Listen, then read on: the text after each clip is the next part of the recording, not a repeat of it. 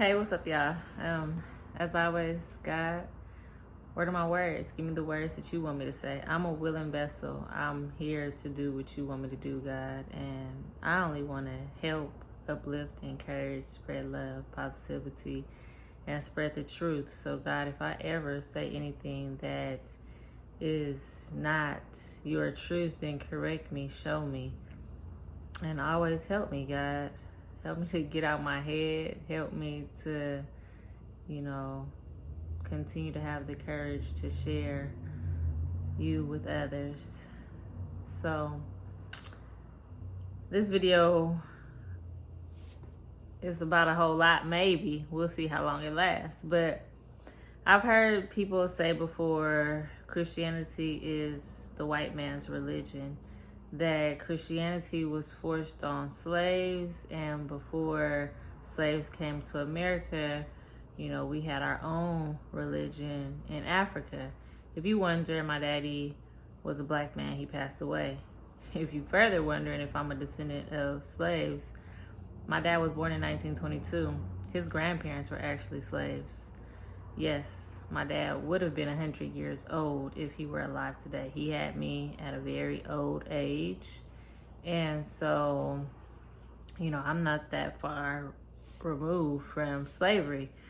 But anyway, I wondered that too, and I thought that too. I had that train of thinking too. Like, yeah, where our ancestors, what type of religion were they practicing in Africa?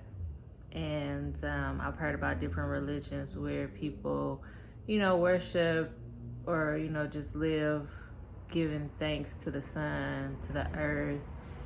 And the more I study Christianity, I'm like, yeah, there is a God of creation. So why would I want to try to worship the sun, the moon, the earth, when there's a God that created all of that? Like, no, I'm going to worship the creator of all that and not the actual thing. There are a lot of religions out there where you worship, a figure, a statue. Some people, believe that we all could believe in different gods. There's one God. There's a God of creation. There's a God that created everything. This is what I believe in. And the God of creation, the God who created everything, through that God, we were blessed with Jesus Christ. That's what I believe as well. And so while Christianity is relatively new, the God of creation is not. And so if how I came into the knowledge of Christ, if it was necessary for my ancestors to be taken away from whatever God they were worshiping, not to say that they weren't worshiping Jesus Christ, because Christianity is not just an American religion. Christianity can be found everywhere throughout the world. And so, but along those lines of thinking that Christianity is a white man's religion and we wouldn't have Christianity if we weren't enslaved and brought to America. So if that is true, that I wouldn't know Jesus Christ unless my ancestors were enslaved and brought to America, then I give thanks to my ancestors for surviving that treachery. This is hard sometimes to say or do, but I give thanks to those who enslaved my ancestors and brought them to America and, quote unquote, forced Christianity on them. In the Bible, it says, what the devil meant for bad, God can work it for good. So while, the people who enslaved my ancestors were doing a horrible thing, God worked that for good. You know why? I'm a descendant of those that were enslaved. I'm a descendant of those that, were forced to believe on Christianity. If being enslaved meant that they were taken away from their God, and if they were worshiping a God that wasn't Jesus, thank you to my ancestors for surviving that treachery, and thank you to the people who enslaved my ancestors so that I may come into the knowledge of Christ. With God and with religion, there is no 1 + 1 = 2. The equation is way too complex to understand or to know everybody and everything that played a part in, you having the faith that you have. And so, yeah, that's what I just wanted to share today. Again, if that's what it took for me to come into the knowledge of Christ, thank you to my ancestors.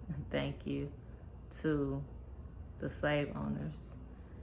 And along that, I've been through so much in my personal life. And this part is difficult at times too, But if, I had to go through everything that I went through to come into the knowledge of Christ, to come to a place where I could open my heart and accept Christ, thank you, God, for all that I've ever gone through. Thank you, God, for my past. And I just hope that, you can help me. I believe he is, but I just hope that my past can help somebody else. I got to get to that point where I share more of my past. But I'm getting to that place. I'm opening up more and more. And for now, it just is what it is. And another thing, Christianity is not about God coming and erasing all of your hurt and pain and difficult moments that you have to go through. No, it's not about that. Christianity is about understanding that you need a savior. Christianity is understanding that God laid out certain things for you to do and for you to believe, and you just have to do it. You just have to believe it. It's kind of like as a kid, your parents might tell you to do something you don't understand, like why, like just because I said so type deal. It's kind of like that with God. I'm not saying don't question God and ask God questions. No, I'm saying that, you get to a point where his peace surpasses all understanding.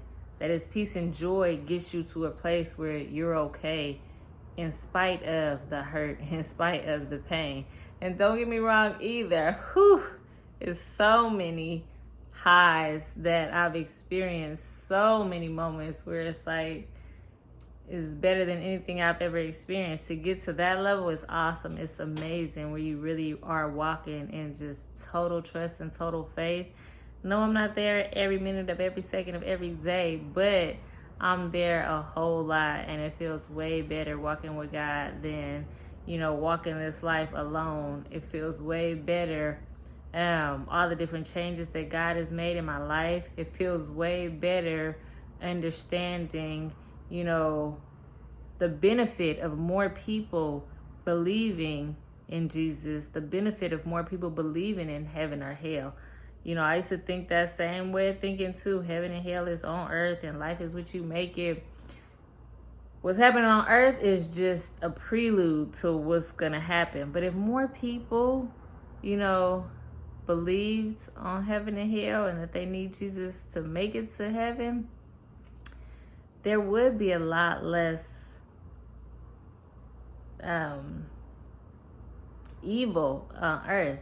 It's because a lot of people don't have any type of moral compass. They don't have any type of fear about the wrong that they're doing. They don't feel like there's any type of real consequences to what they're doing.